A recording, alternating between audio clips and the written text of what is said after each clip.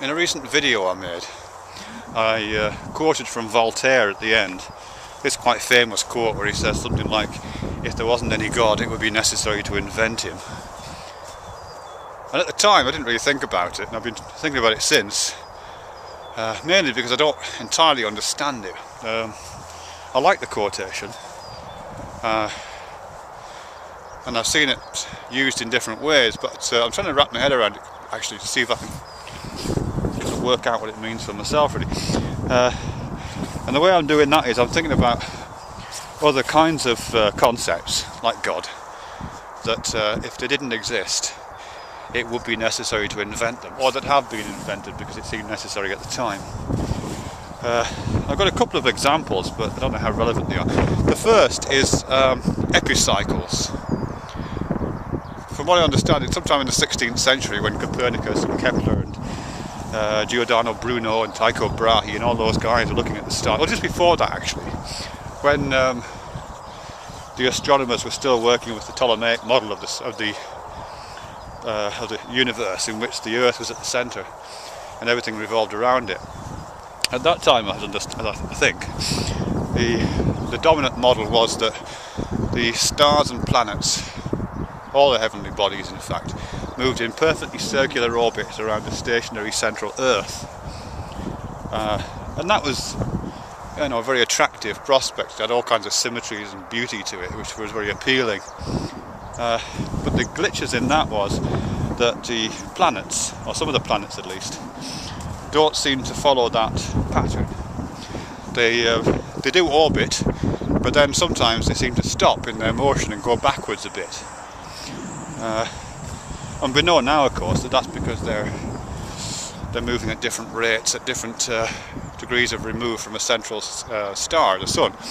But at the time, of course, they didn't know that. So the only way to account for this anomalous movement of the planet was by inventing these things called epicycles. So as well as the planet going around the Earth, in the way that my finger is going around this camera, the planet would also be making this kind of a motion as well. So whilst it's doing this, it's kind of making little loopings back. And it was necessary to invent those epicycles in order to preserve the overall paradigm, the overall model of the Earth-centered universe. Just to retain the integrity of the system really, and to allow people to carry on using that system for whatever purpose they needed to use it. It was useful. Epicycles were useful. Now obviously no one uses epicycles now, and they don't make any sense now. It's been necessary to disinvent them. But for a while there it was necessary and they were invented. I'll see if I can come back to that later actually. The second example though is this idea of a self. This idea of a self, this feeling that we have, which has various components. It's this feeling of ownership. I feel like I own myself. It's also a feeling of continuity. I feel like I'm the same person I was yesterday and the day before and so on. It's also a feeling of unity. I feel that all evidence to the contrary.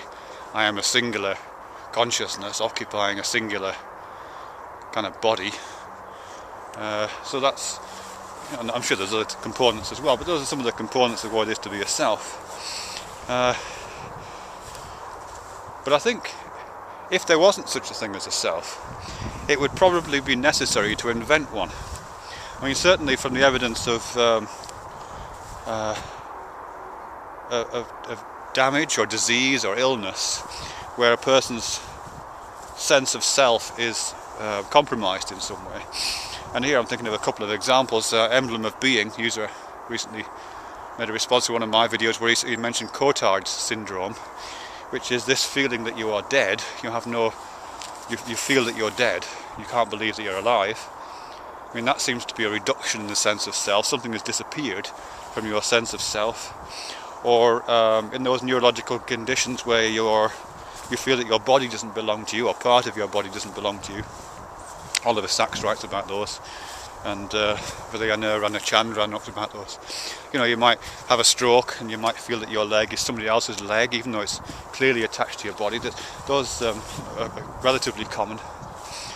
And and conditions in something like schizoaffective disorder, where you kind of rendered transparent to the world in some ways. I think Corey Anton mentioned this recently when he was talking about a phenomenon called confiscation, where you feel that your identity somehow doesn't belong to you, that other people talk directly into your head, and your sense of self has been taken away and confiscated. So all of those disorders and compromised behaviours and actions, they're obviously counterproductive, it seems to me. And if you were going to design a human being from scratch, you would not design a human being that had Cotard syndrome, or that had schizoaffective disorder, or that didn't believe its leg belonged to it. You wouldn't do that. You would build in some kind of system which allowed all these elements to cohere, because it would be advantageous. It would allow for optimal behaviour. So, if you were, as I say, designing a human being from scratch, and assuming you didn't want to build a zombie, it would be necessary to invent this thing called a self, if it didn't exist to start with. So I think there's another example there, really. And then there's this God quotation from Voltaire: if there wasn't any God, it would be necessary to invent him. Now, I don't really know what optimization would take place with God. Oh, actually, there's another example I've just been thinking of, actually. In one of Richard, this might sound disconnected, but in one of Richard Dawkins' talks, or maybe one of his books, I can't remember where I got it now, he talks about matter, about the stuff of the world, this telegraph pole, this tree, the ground, the dogs, stuff. And he talked about matter as a useful fiction. I think he said a useful fiction. He's basically saying, there's no... The sense that we have that matter exists and is the touchstone of our reality is a product of our sensory motor systems and a product of our nervous systems.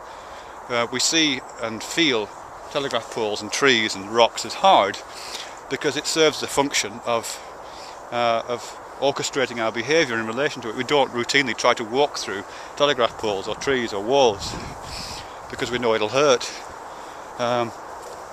And our cognition, our sensory motor systems, our central nervous systems kind of dramatise the physics of that non-penetrability as hardness and the kind of visual correlates of a hard object.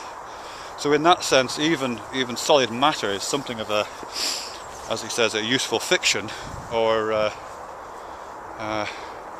necessary invention. Our nervous systems and our evolution have spotted the necessity of protecting us from colliding with hard objects, and so have invented the useful fiction of matter as we see it. So what about God again? Well, I don't know, I have to say, at this point. I'm still stuck on this one. I don't know what useful function God as a term serves. Possibly none. Maybe it's an archaism that's outlived its usefulness. I don't know.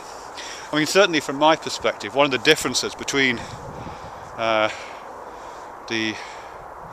invented God, if that's what it is, as opposed to the invented matter and the invented epicycles and the invented self, is that it isn't investigated in anything like the same degree of detail. Epicycles no longer exist within physics because people investigated them and tried them out and found them wanting as an invention. They don't function very well. If they did function very well, if epicycles, planetary epicycles, provided a really easy way of doing the maths on planetary motion, we'd still be talking about epicycles now. We'd recognise them as a fiction, but we'd still be talking about them, but we don't, because they're useless, they're hopeless, they don't have any predictive power.